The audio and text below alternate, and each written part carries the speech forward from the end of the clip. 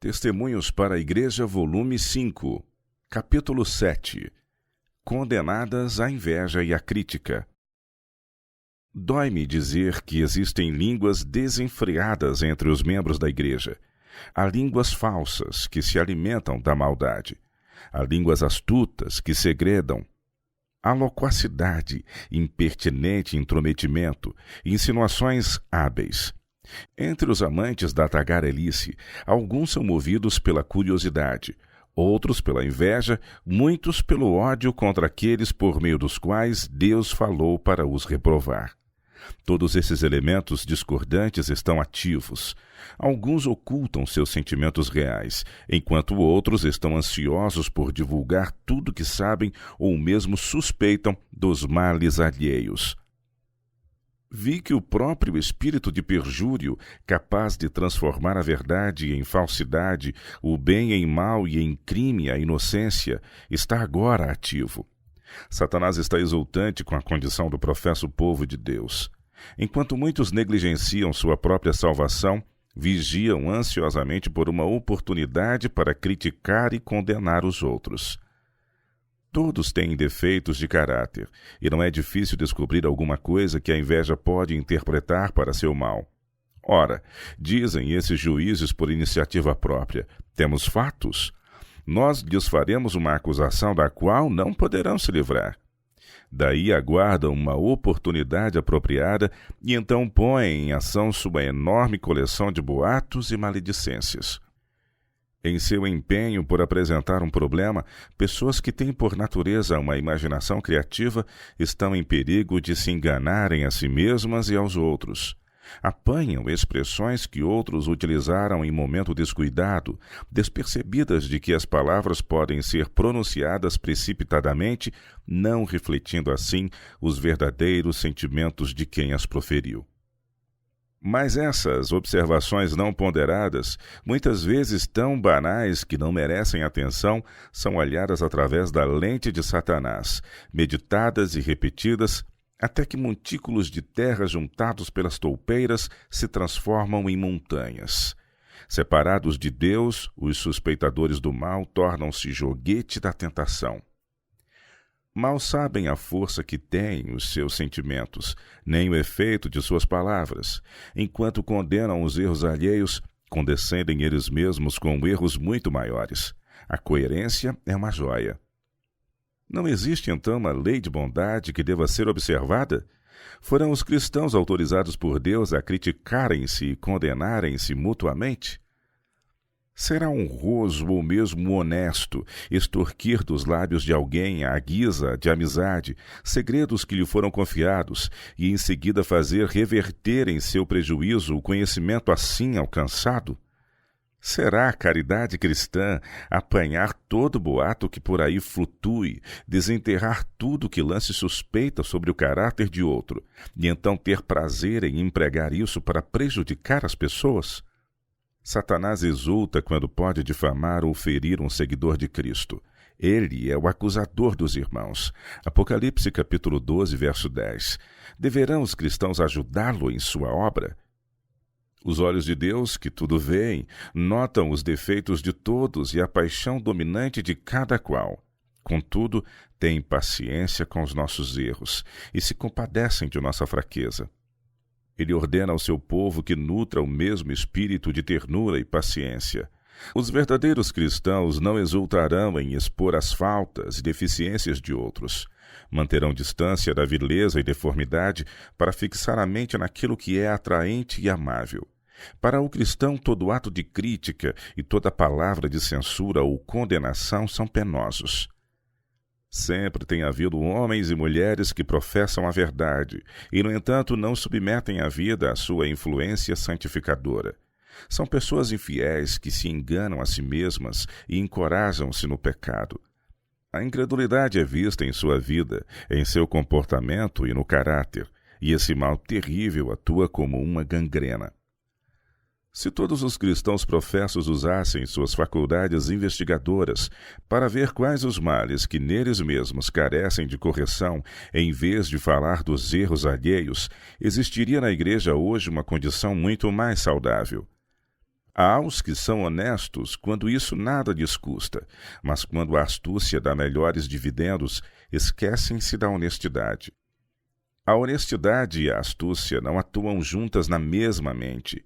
A seu tempo, ou a astúcia será expelida dominando então supremas a verdade e a honestidade, ou se a astúcia for nutrida, jazerá esquecida a honestidade.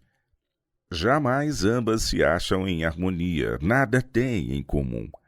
Uma é o profeta de Baal, a outra o verdadeiro profeta de Deus. Quando o Senhor juntar suas joias, os verdadeiros, os francos, os honestos, serão por ele contemplados com prazer. Anjos se acham empenhados em fazer coroas para eles, e sobre essas coroas adornadas de estrelas se refletirá com esplendor a luz que irradia do trono de Deus. Nossos irmãos dirigentes são muitas vezes molestados com a narração de questões na igreja, e eles mesmos frequentes vezes a elas se referem em seus sermões. Não deveriam encorajar os membros da igreja a queixarem-se uns dos outros, mas sim colocá-los como vigias de suas próprias ações. Ninguém deve permitir que seus sentimentos ou preconceitos e ressentimentos sejam despertados pela narração de erros alheios. Todos devem esperar pacientemente até que tenham ouvido ambos os lados da questão e então só acreditar no que os fatos reais os levem a crer. Em todos os tempos, o procedimento seguro é não ouvir um relatório mau antes que a regra da Bíblia tenha sido executada estritamente. Isso se aplica a alguns que trabalharam artificiosamente para extorquir alguma coisa dos que nada suspeitam, sobre assuntos com que nada têm que ver e cujo conhecimento nenhum bem lhes faz. Por amor de sua salvação, meus irmãos, tenham em vista apenas a glória de Deus. Deixem fora de suas cogitações, tanto quanto possível, o próprio eu. Aproximando-nos do fim do tempo, examinem seus motivos à luz da eternidade. Tenham a convicção de que vocês devem ser despertados, pois estão se desviando das veredas antigas. Sua ciência, assim chamada, está solapando o alicerce do princípio cristão. Tem-me sido mostrado o procedimento que certamente vocês seguirão no caso de se desligarem de Deus. Não confiem em sua própria sabedoria. Digo-lhes que sua alma está em perigo iminente. Por amor de Cristo, esquadrinhem e vejam por que é que têm tão pouco amor às atividades religiosas. O Senhor está experimentando e provando seu povo. Vocês podem ser severos e críticos com seu próprio caráter defeituoso o quanto quiserem. Sejam, porém, bondosos, misericordiosos e corteses para com os outros. Indaguem todos os dias: sou absolutamente íntegro ou tenho coração falso? Supliquem ao Senhor que os salve de todo engano nesse ponto. Acham-se nisso envolvidos interesses eternos. Ao passo que tantos anseiam honras e ambicionam o ganho, busquem vocês, meus amados irmãos, ansiosamente a certeza do amor de Deus e clamem: quem me mostrará como tornar certas minha vocação e eleição? Satanás estuda cuidadosamente os pecados básicos dos homens, e a seguir começa seu trabalho de os seduzir e enlaçar. Estamos no mais grosso da tentação. Mas a vitória para nós se corajosamente travarmos as batalhas do Senhor. Todos estão em perigo. Mas se andarem humilde e devotamente, emergirão do processo de prova mais preciosos do que o ouro puro, sim, do que o ouro fino de Ofir. Se forem relapsos e negligenciarem a oração, serão como o sino que tine e o símbolo que soa. Alguns quase se têm perdido nas malhas do ceticismo. A esses eu diria: levantem seu espírito para além desse limite. Prendam-no em Deus. Quanto mais intimamente a fé e a santidade ligarem você ao Eterno, tanto mais clara e brilhante lhe parecerá a justiça de seu trato. Faça da vida eterna, o objeto de sua busca. Conheça o seu perigo. Se perder a confiança nos testemunhos, cairá das verdades da Bíblia.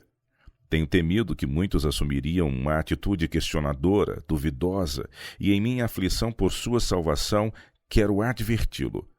Quantos atenderão à advertência? de acordo com sua atitude atual para com os testemunhos, porventura no caso de lhes ser dado um testemunho contrário a seu pensar, corrigindo seus erros, você se sentirá na perfeita liberdade de aceitar ou rejeitar qualquer parte ou todo ele? Aquilo que menos inclinado se acha a receber pode ser justamente a parte mais necessária. Deus e Satanás jamais trabalham em parceria. Os testemunhos ou trazem a aprovação de Deus ou de Satanás. Uma árvore boa não pode produzir fruto mau, nem pode uma árvore má produzir bom fruto. Pelos seus frutos os conhecereis. Mateus capítulo 7, verso 20. Foi Deus quem o disse. Quem tremeu ante sua palavra?